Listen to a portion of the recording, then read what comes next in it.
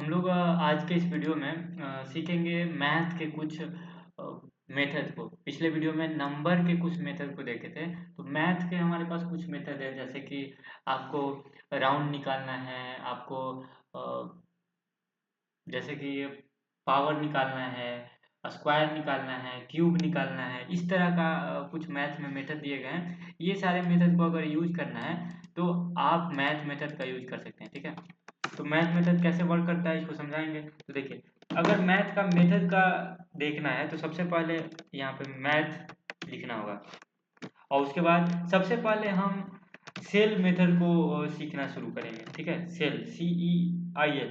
इस मेथड से क्या होता है कि जो भी आप यहाँ पे वैल्यू देंगे ये उसका अपर वैल्यू दे देता है। जैसे कि 5.8 लिखे हैं ना, तो 5.8 का अपर क्या होगा, 5.8 का अपर 6 होगा। तो यहाँ जब रिफ्रेश करेंगे तो अभी हमको आउटपुट कुछ भी नहीं मिला, क्योंकि हम इसको प्रिंट ही नहीं किए। तो हम जब तक प्रिंट नहीं करेंगे, ए को प्रिंट करना जरूरी है। यहाँ से ए को प्रिंट कर लेते हैं, यहाँ से ए को प्रिंट कर लिए, तो अभी हमको वैल्यू क्या मिलेगा, 6। ठीक है, तो ये हमेशा अपर वैल्यू मिलता है। 5.1 लिखेंगे तब भी 6। ठीक है, जैसे कि 15.1 लिखे तो 16 आएगा, क्योंकि ये अपर वैल्यू देता है। अब मान लीजिए -15.1 लिखे तो इसका अपर क्या होगा, इसका अपर 15 होगा, 15 आएगा। ये नहीं कि 16 आएगा, क्योंकि माइनस दे रहे हैं। तो -50.1, ये जो -15 आया है, आपको सेल मेथड क्या करता है, ये आपको अपर वैल्यू देता है। तो जो 15.1 है ये कम है। ठीक है, ये कम है, ये ज़्यादा है। ठीक है, ये ज़्यादा है। तो ये समझ में आ गया होगा कि माइनस में क्या हो रहा है।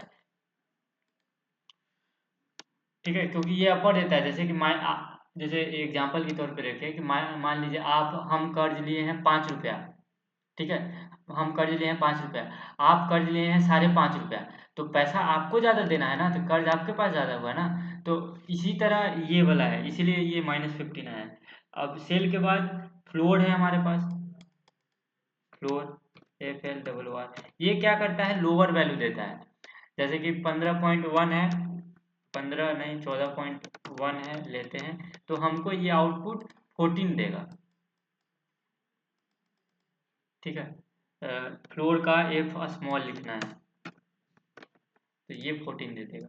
ठीक है, देखिए 14 दिया, तो ये लोअर देता है। ठीक है, ये याद रखना है कि फ्लोर लोअर देता है। जैसे कि -14.1 कर रहे हैं तो इसका लोअर क्या होगा। ठीक है, देखिए इसका लोअर क्या होगा, 15, क्योंकि लोअर देता है ना। तो 15 कम है, ये ज़्यादा है। समझ गए, ये पिछला वाला एग्जांपल जो देखे ना कि हम ज़्यादा कर लिए हैं, आप कम लिए हैं, तो उसी के अनुसार इसको आप वैसे समझ सकते हैं। अब देखिए राउंड, राउंड में क्या होता है, ROUND, राउंड। ये राउंड करके देता है। जैसे 14.1 है ना, तो 14.1 का राउंड कितना होगा, अप्रोक्स 14। देखिए 14 यही रहता 90, तो इसका राउंड कितना होगा, 50, 50। तो ये राउंड है, राउंड मतलब समझ गए।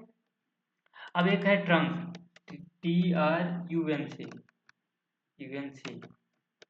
TRUNC। ये क्या करता है ना कि ये आपको इंटीजर वैल्यू देता है। जैसे 14.90 है तो 14 दे देगा। अब कुछ भी आप लिखते हैं तो ये मान लीजिए ये लिखते हैं तो ये सिर्फ इंटीजर वैल्यू देगा, 114 भी दे देगा। ठीक है, तो ये ट्रंक है, ये इंटीजर वैल्यू के लिए काम में आता है। अब है एक मिन है, मिन फंक्शन है। मिन फंक्शन में आप जितना वैल्यू पास करते हैं, जैसे कि यहाँ पे कॉमा डालते हैं और 87, 34, 1, तो ये इसमें से जो मिनिमम वैल्यू होगा ना वो निकाल के देगा। देखिए 1 सबसे मिनिमम था तो 1 दिया। इसी तरह से मैक्स फंक्शन है, मैक्स फंक्शन है, तो मैक्स फंक्शन में सबसे मैक्सिमम में यहाँ पे 114 है तो 114 आ गया। तो इस तरह से मैथ का मैक्स और मिन फंक्शन वर्क करता है। अब देखिए एक स्क्वायर फंक्शन है, तो स्क्वायर फंक्शन SQRT होता है, SQRT होता है, SQRT। ये क्या करता है, स्क्वायर निकालता है।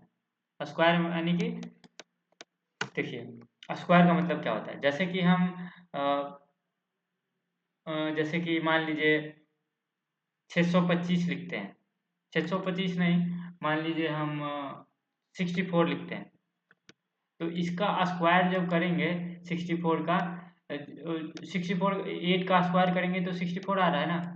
उसी तरह से 25 का करेंगे 625 तो 25 का आएगा। देखिए 25 का आया, तो ये स्क्वायर निकालने के लिए काम में आता है। 25 इंटू 25, जैसे कि मान लीजिए आप 2 लिखे, 4 यहाँ लिखे, तो 2 दूनी 4 होता है। ठीक है, तो ये स्क्वायर समझ गए, स्क्वायर फंक्शन कैसे काम करता है। इसी तरह क्यूबिक रूट है, क्यूब रूट सीबीआरटी रखते हैं, और यहाँ पे अगर आप जैसे 125 देते हैं, तो 125 5 होता है ना 125, जैसे कि 4 4 9 8 12, तो 4 लेंगे तो कुछ होगा, तो क्या होगा 4 देखिए, जैसे कि हम ले रहे हैं 4, इसको हटा देते हैं, 4 × 4 × 4, तो 4 चौको 64।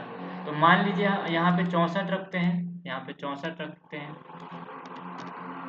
64 रखते हैं, तो 4 आया। तो इस तरह से क्यूब रूट निकलता है। क्यूब रूट आप देख लिए, बहुत आसान है, हार्ड नहीं है। उसी तरह से लास्ट में है, और भी है, पावर है। पावर में क्या होता है ना, जैसे कि पावर में क्या होता है, देखिए 2 के पावर 2 लिखते हैं, तो इसका मतलब क्या होता है 2 × 2। ठीक है, 4 के पावर 3 है, तो 4 × 4 × 4 होता है, यही होता है ना। इसी तरह ना, या 5 के पावर 3 है, तो 5 × 5 × 5 होता है। तो उसी तरह यहाँ लिखेंगे 5 × 3 तो 625 आ जाएगा। 625 कैसे आएगा, देखिए 125 आया, 5 × 5 × 5, तो 25 × 5, 25 × 5 125 होता है, 25 25, अब 5 दूनी 10 और 2 12, तो समझ गए। तो इस तरह आप पावर मेथड का भी यूज कर सकते हैं। पावर मेथड एकदम आसान है। अब एक है रेंडम। देखिए यहाँ पे हम डालते हैं रेंडम।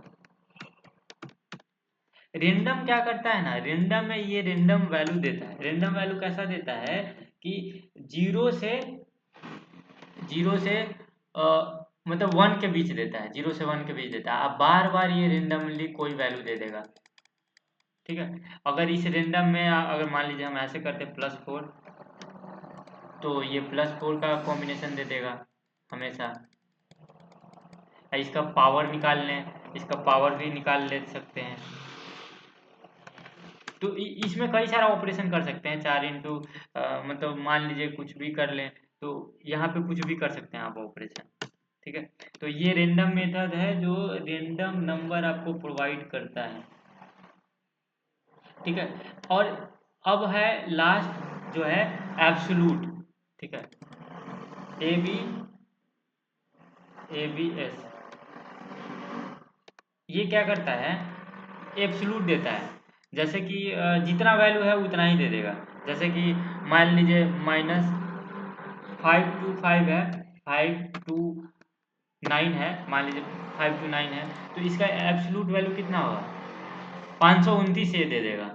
देखिए 529 दीजिए, माइनस में भी लिखे तो 529, या फिर प्लस में भी लिखेंगे तो वो तो 529 ही रहेगा। ठीक है, तो पॉइंट में लिखे है ना, तो ऐसा नहीं कि पॉइंट में है तो 529 देगा, पॉइंट वाला ही आ जाएगा। ठीक है, माइनस में जब रहता है ना, तो ये उसको एब्सोल्यूट करके पॉजिटिव में दे देता है। ठीक है, ये एब्सोल्यूट है। तो आपको समझ में आ गया होगा एब्सोल्यूट क्या होता है। जैसे कि मान लीजिए आप नल यहाँ पे पास करते हैं, तो नल का मतलब क्या होता है, कुछ भी नहीं। तो नल का एब्सोल्यूट वैल्यू क्या होगा, 0, तो ये 0 दे दिया। अब इस नल के आगे आप कुछ भी ऑपरेशन कर सकते हैं, तो 1 आ गया।